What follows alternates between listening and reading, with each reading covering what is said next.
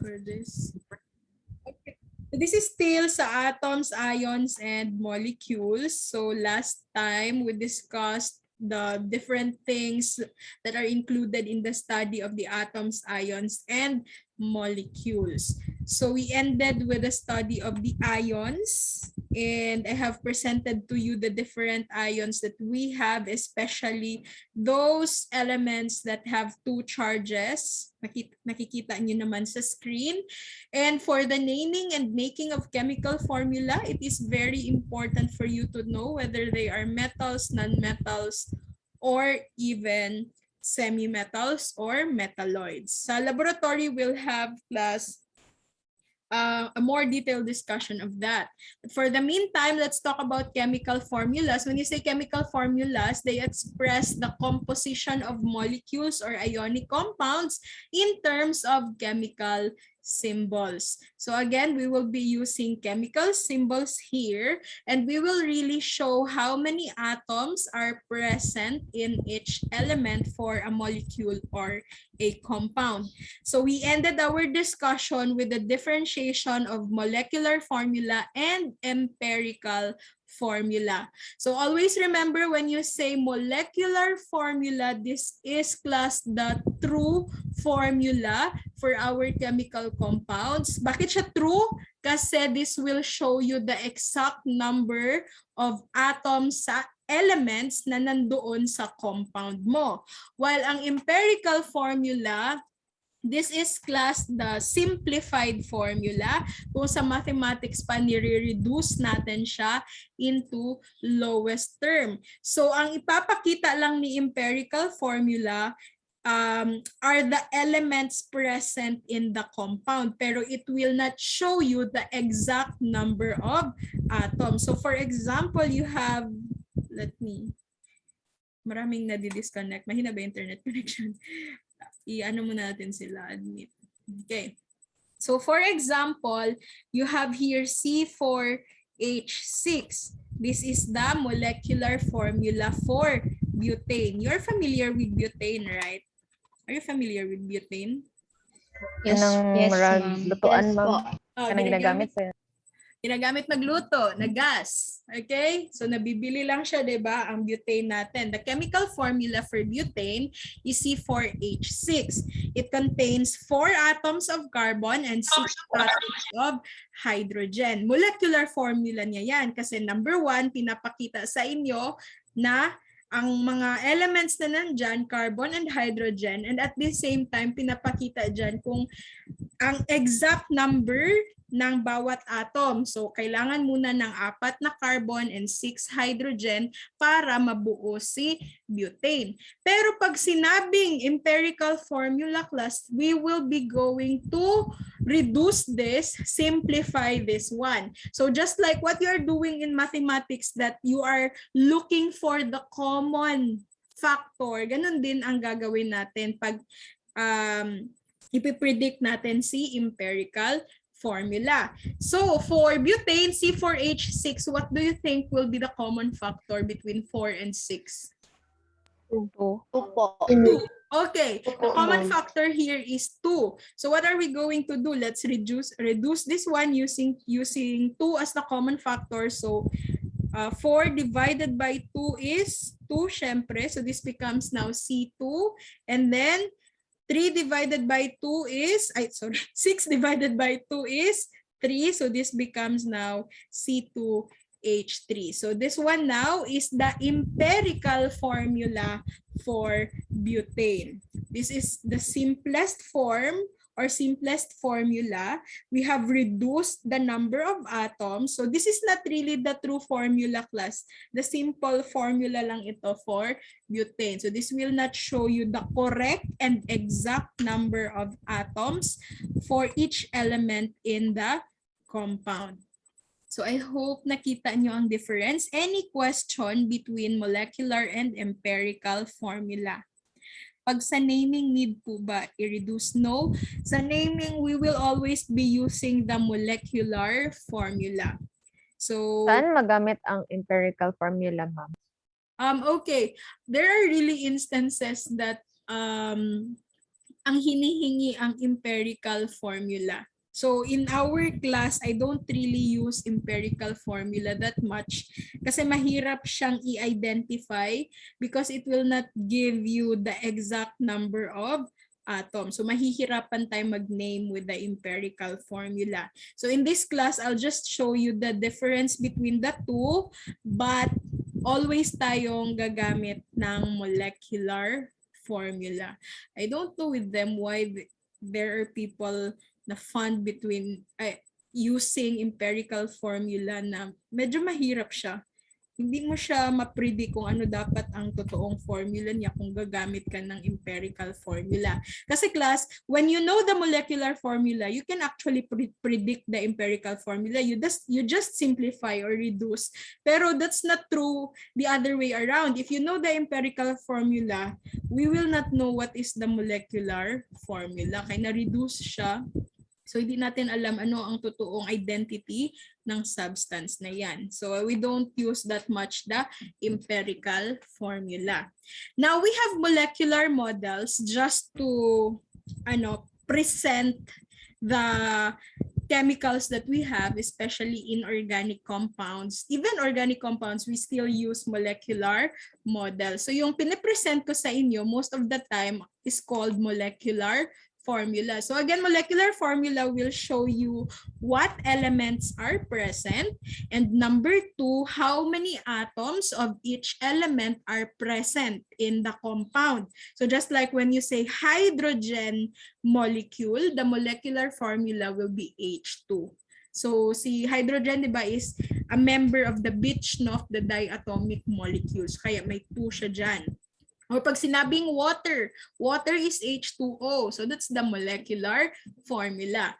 Pero there will be cases that it will be presented using the structural formula. You can see examples on the screen. The same compounds yan sila, iba-iba lang yung pagka-present. So for structural formula, you will see the arrangement of the atoms and with the bonding. So sino yung nakabond sa ganitong element? Example, water.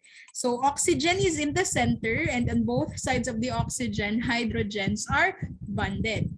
Now, I don't know if in your high school days pinagawa kayo ng ball and stick models. Yun bang either pwede kayong gumamit ng styro, you make it like a ball and then connect it with a stick. So we call it ball and stick model. This will also show us a 3-dimensional na model for our chemical substances. And then meron din tayong tinatawag na space filling models. This is still with the use of balls, but what is different here is we cannot see the bonding like this one. Okay? So nakadikit na agad yung ibang atoms doon sa larger molecules. So again, these are our molecular models class. Now, let's go back. When you say structural formula, this shows us how atoms are bonded to one another. So, kaya nakita nyo, this one, HOH, nasa gitna si oxygen. Yun ang pinapakita ni structural formula. Paano nakabond with each other ang mga atoms na nasa compound natin. And pag sinabing ball and stick models, 3-dimensional arrangement of atoms are presented. However, what's the problem with the ball and stick models? The size of the balls are not actually proportionate to the true size of the atoms or the atoms itself. Hindi sila magkapareha. Minsan kasi gumagamit tayo ng malaking balls when in fact, supposedly mas maliit dapat ang ball ni hydrogen kaysa sa ni oxygen. So yun lang ang problem with the ball and sticks. At the same time pala, diba, since the sticks will be used to represent the bonding, minsan masyadong ma-exaggerate yung space between atoms kasi mahahabang sticks ang ginagamit. And then space filling models, ito yung pinaka-accurate natin na ginagamit when it comes to presenting the molecules of our compounds, because this will really give us an idea in the variation of the sizes of our atoms. So just like in water, syempre class, oxygen is larger than hydrogen. So ito yung magiging representation niya. I hope you can see it sa screen. So in between, there is a bond there. Kaya lang ma-exaggerate lang yung space pag ang ginamit natin, the ball and stick model. But nevertheless, these are the models that we can use in presenting our molecules. Okay? Now again, empirical formulas are our simplest formula for our substances, but the subscripts are being reduced.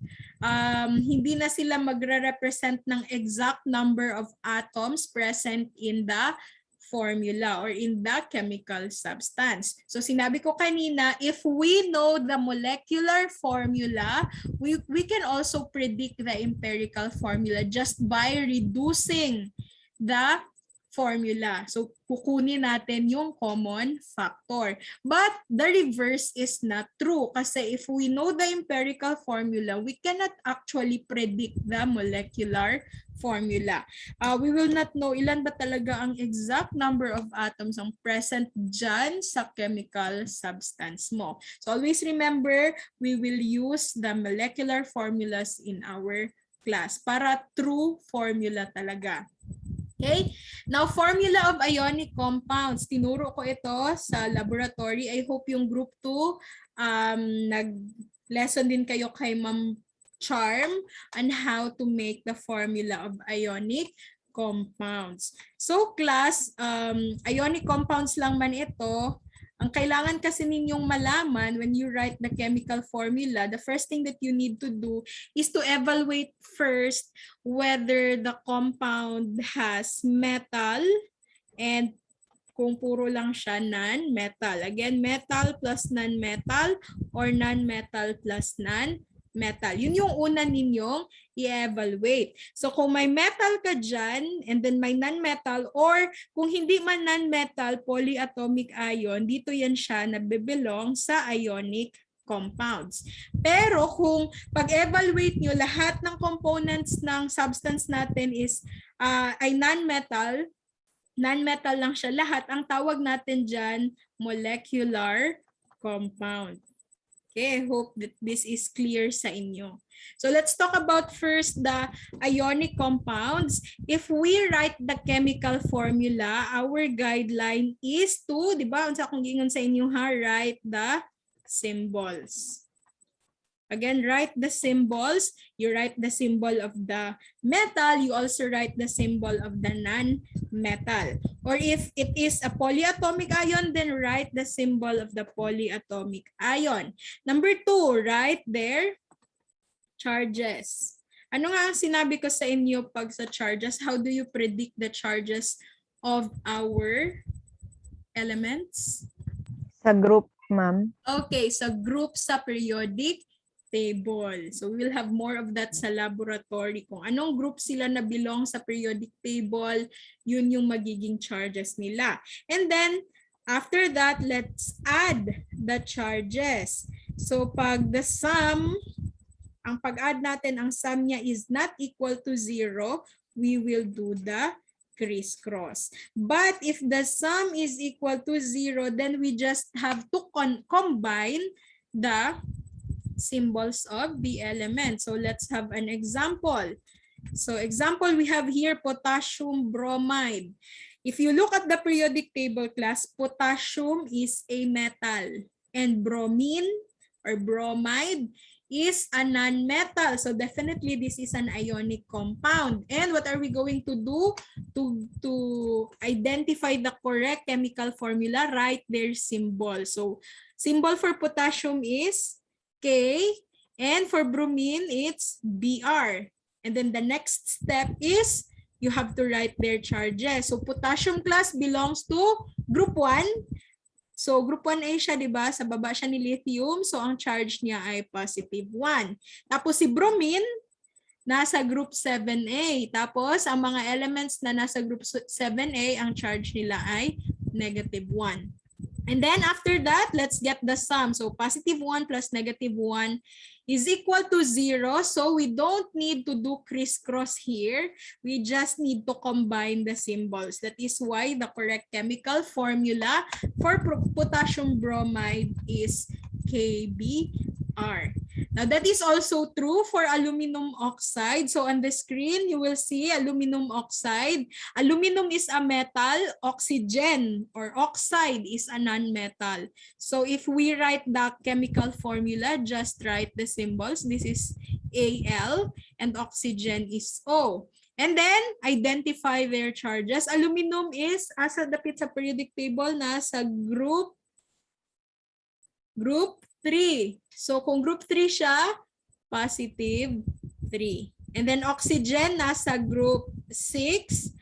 Ang mga nasa group 6, ang charge nila ay negative 2. So, positive 3 plus negative 2 is equal to positive 1. This is not equal to 0. So, mo ni siya ang time karon na we will be doing the crisscross. So, Al will take the 2 from oxygen. It will become its subscript. And oxygen will take the 3 from aluminum. Mahimo niya siya subscript. So, the correct chemical formula for aluminum oxide is Al2O3.